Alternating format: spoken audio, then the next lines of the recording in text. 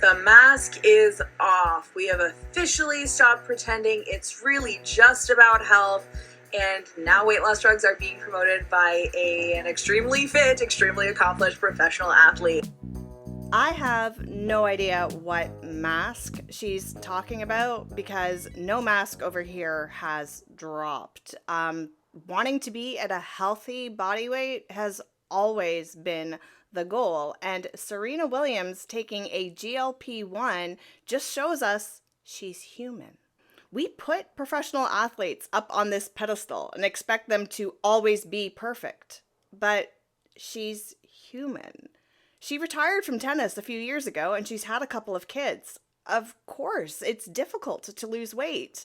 I don't think that a former professional athlete taking a GLP-1 to lose weight means what Tracy thinks it means. But there's so much more. So let's continue. And I think this is really interesting because as this is happening, I am seeing narratives change about weight loss. Back in the body positivity era, people really just said, I only want to lose weight for health. It's just about health. That's all this is to me. It's not about appearance. It's not shallow. It's not about wanting people to like me. And then we started to see the conversations shift more to accessibility and privilege, and how people started to acknowledge that being thinner means you will get paid more at a job, most likely. It means it's gonna be easier for you to navigate the world, easier to find clothes, and that became a socially acceptable reason to want to lose weight, which I definitely think that is reasonable. We live in a fatphobic world, I get it, especially if you are a level of fat that precludes you from accessing a lot of things. For example, gender-affirming care, like travel, all of that, completely get it. However, that sort of accessibility conversation started to trickle down into pretty privilege. I don't think it trickled down into pretty privilege. I think that people lose weight for both reasons, to get healthy and to look better. Yes, there are some people that lose weight only to look better, and to each their own prerogative, but I do believe that the people that are losing weight for their health are also losing weight for their appearance. Because, like it or not, your appearance does matter. It does matter when it comes to finding a partner. And I'm not going to get into all the social reasons why it's easier to date when you're in a smaller body, but I will comment on biology. As humans, we are animals, and we are biologically wired to procreate. And our biology wants us to procreate with someone who is healthy. So we are biologically wired to not find obesity attractive.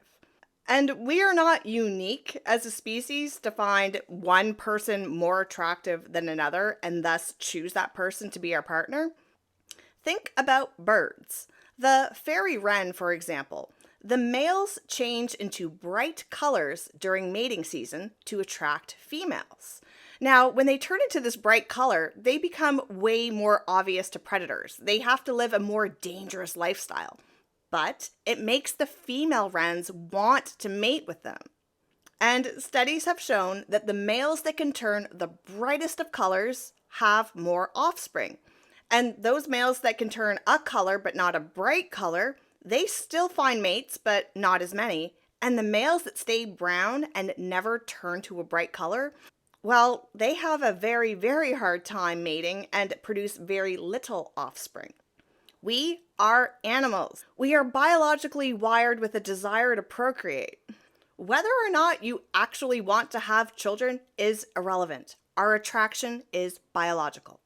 And suddenly, the accessibility people were looking for, and I'm sorry if I sound really judgmental here, was more about like having drink spot for you in a bar, having the door open for you, dating becoming easier, having more dating options. And recently I saw somebody explicitly make this argument that they were like, I'm on a GLP-1 because I want to lose weight to make my dating life easier so that I have more options of partners than people who are specifically attracted to plus size people or people who settled for me as a plus size person, whatever.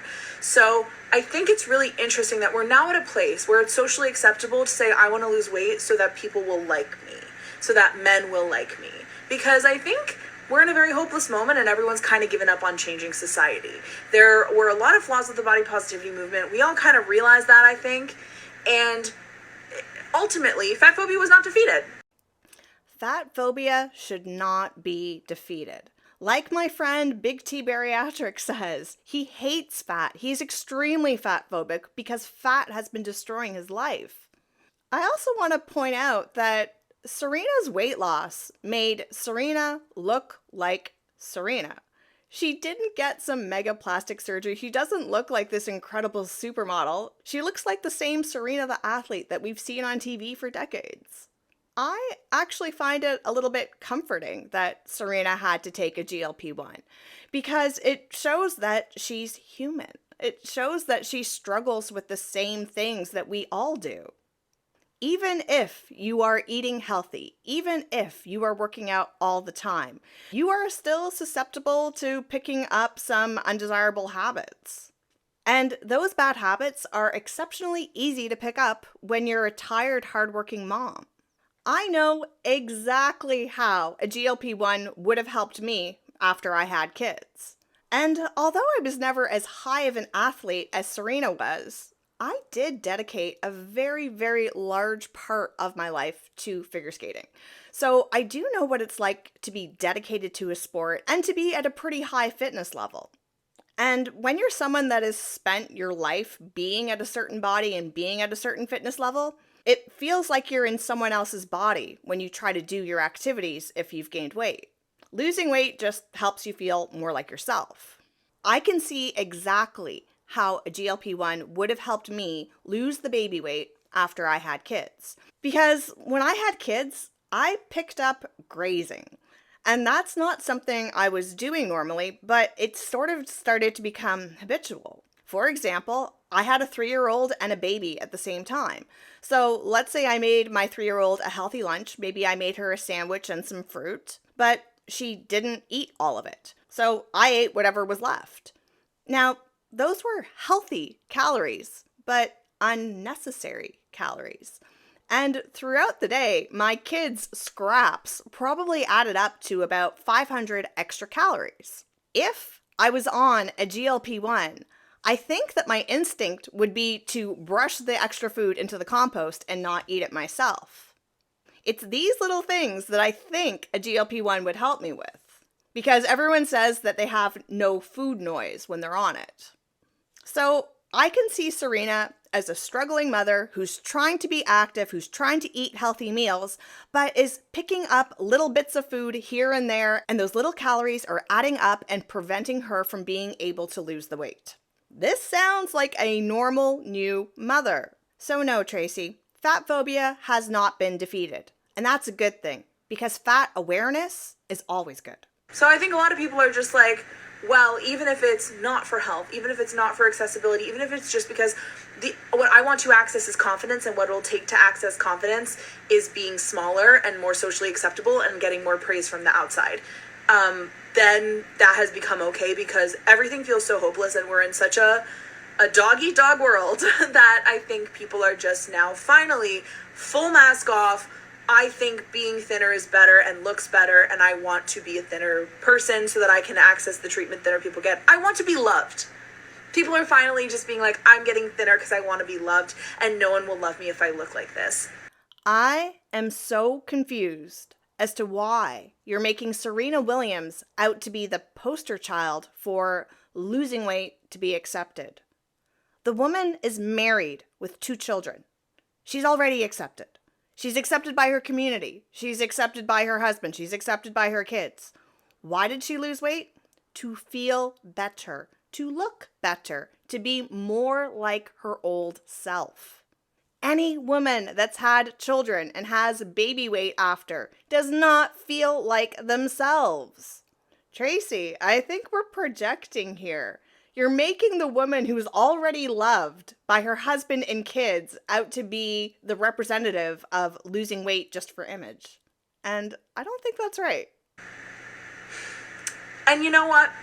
As someone who has always been fat and probably always will be, it's hard to see that, how many people believe that they cannot be loved if they look like me. And you know, it's hard to see, partly in the way that I feel sorry for them, and partly in the way that it makes me question everything in my life, because if everybody is so certain that it is impossible to have a good life while fat, I'm like looking around and I'm like, my life must be horrible. And I don't even know it because I've never experienced anything else. You know what I mean? And that's how it trickles down. And that's how it kind of will get into your head. Tracy says that she's been fat her whole life and doesn't know any better. So, fair. So, why does she think that she can talk about what it's like to be thin versus fat if she's never been thin? She says that her life is good and she's wondering, oh, would it be better if I lost weight? And I can tell her, yes, 100%, it will be better. Do we remember that old Tracy video where she was too fat to open her fridge? And she was calling her boyfriend's apartment fatphobic because it didn't matter where she stood, she still couldn't open the fridge? Well, guess what? If you were thin, you would be able to open that fridge. If you remember last week when I had Starzan on, she talked about making accommodations, like wearing sneakers in her house because her joints hurt. And these were accommodations that she accepted. If you lose the weight, you no longer have to do all of these little adjustments and little accommodations that you're doing because of your size. Yes, life would be better if you lost weight. You don't want to go find out. But just because you don't want to lose weight does not give you the right to tell people that have lost weight that their life has improved, that things are better, that they do move better. Even losing a modest amount of weight, like 5% or 10% of your body mass, can make a huge difference. Even if you're already lean. Serena only had to drop 30 pounds. I only have to drop probably about 15. But I'm telling you, those 15 or 30 pounds make a difference. I think that what is most hurtful here is exposing the real truth. And this is something that fat acceptance has a really hard time with because they keep on moving the scale on what is overweight, what is mid-size, what is really fat. And as a society, we've started to become a little bit more blind to what is overweight. Like, I think the average American woman wears a size 16. That's fat. As a society, we just call that average. But guess what? Our average is fat. We have become acclimatized to thinking that a size 16 is fine, but it's not. It's still overweight. We just keep on moving the yardstick on what we consider to be fat or overweight, but science has not changed. And even being 10, 15, 20 pounds overweight can cause problems. I can tell you with certainty that the little bit of weight that I gained caused my knees to start cracking when I walk upstairs. So yes, I guess I'm a little fatphobic that I want to drop this weight so that my knees stop cracking. And I also think it's really great that Serena's being honest about using a GLP-1 to show that she is human.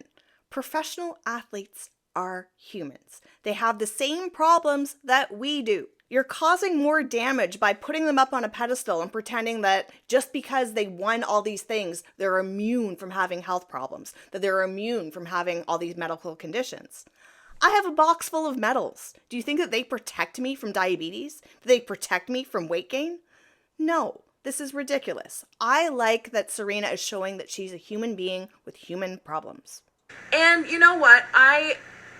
You can do whatever you want to do, and I hate that I have to give that caveat because as I wrote on my Substack recently, I think that caveat is sort of a fatphobic dog whistle that we all have to make sure that bodily autonomy is still here. Like, guys, I'm not telling you not to lose weight. You don't have to do anything a stranger on the internet says, by the way. People on the internet tell me to do all kinds of crazy shit, and I don't want to, so I don't.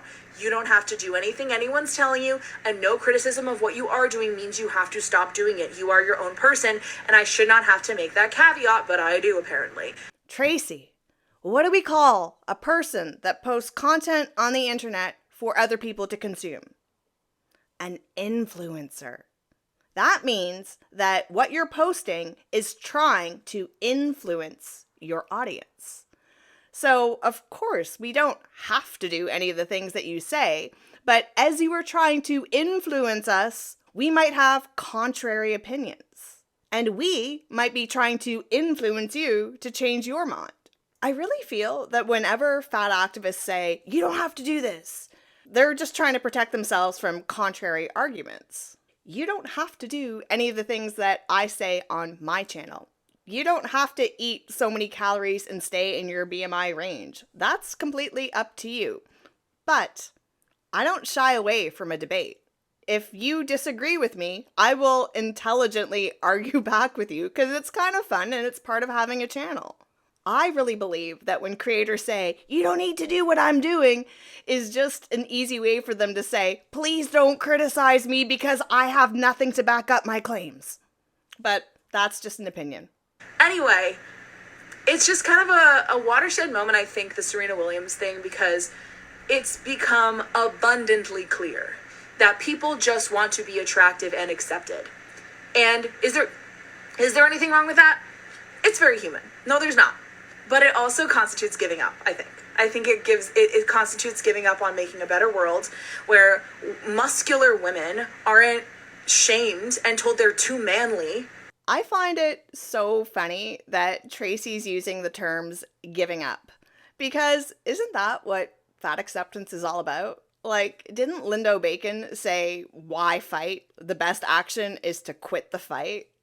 Like, that's the entire platform of fat acceptance, giving up. But yes, I guess the fat acceptance, fat positivity movement to be more accepted in society is falling flat. But I don't think that that's a bad thing. Tracy, if you put the same energy that you do into your fat positive videos, into trying to eat a little bit better or move a little bit more, your health would be a lot farther along. And maybe you could even open your fridge. It gives up on a better world where people are able to access healthcare because we do trials on fat people. And you know what I mean? Like, I needed emergency contraception recently. Fuck, this is vulnerable. And I couldn't get it because I'm fat. So I'm just hoping I'm not pregnant now. And if that was available to me, if they worked on solutions that worked for more body sizes instead of just telling you to change so you deserve it, we could have had a better world. But right now, nothing about this world feels good. Nothing feels better. Nothing feels like it's ever going to be. And I feel like that is a huge part of why we are where we are. And people like even fucking Serena Williams, who is in an extreme position of power, are wanting to be smaller just so they will be liked or accepted or viewed as attractive by a larger amount of people. And it's fucking sad. I'm sorry. Projection, projection, projection. Serena never said that she wanted to lose weight to be more attractive or more accepted. I mean, the woman is married. She already has love in her life. She has children. She has a family. She didn't do this for love and acceptance. This is projection. This is projection from the fat acceptance community thinking that all people lose weight for love and acceptance. But as an athlete, no, I did not get to Serena Williams' level at my sport, but as an athlete, I know what it's like to gain weight and not feel like yourself doing your sport. I know that it's harder for me to do a jump when I gain weight. It's harder for me to spin when I gain weight. And even my basic footwork on the ice is more difficult when I gain weight. I would love to have the body that I had as a competitive figure skater. I would love to have that body back. But I'm not competitively figure skating anymore, so that's kind of unrealistic. But I can get close to it. I can exercise again, I can eat well again, and I can get close to it. And that achievement is me feeling more like me. Serena was a professional tennis player. She had some babies and she gained some weight. She wants to go back to feeling like herself. What is wrong with that? I personally think that Serena Williams taking a GLP-1 shows us that she's human, that she's struggled with her weight and lifestyle being a mom. I get it. I'm a mother. I've had 2 kids. I get those bad habits. I get when you don't have time, you end up grabbing the wrong things or eating food off your kids' plates, even if it's healthy. And at the end of the day, if you tally it up, you'll see I ate an extra 500 calories and they were just a handful of nuts, half my kid's sandwich, a cookie, things like that. When you get into mommy life, it's so easy to gain weight. And if a GLP-1 takes away that food noise so that you're more likely to brush the food into the compost than stuff it in your face, I think that's a good thing. My name is Lydia, and this is the Body Honesty Project. And if you like this video, please subscribe.